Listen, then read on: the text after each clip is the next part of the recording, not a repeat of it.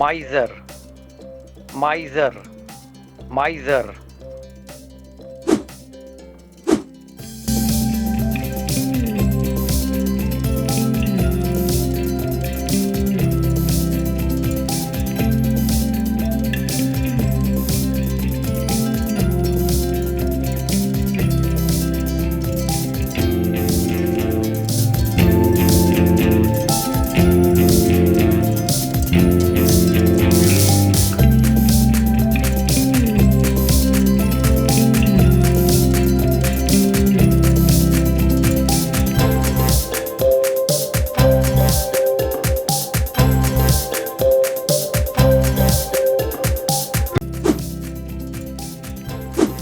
Usage of miser in present simple tense.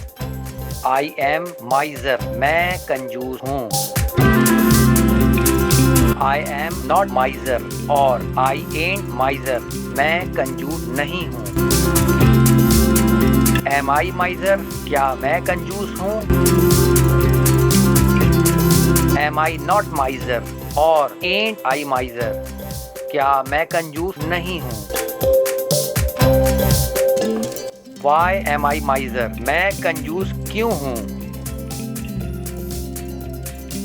Why am I not miser और why ain't I miser? मैं कंजूस क्यों नहीं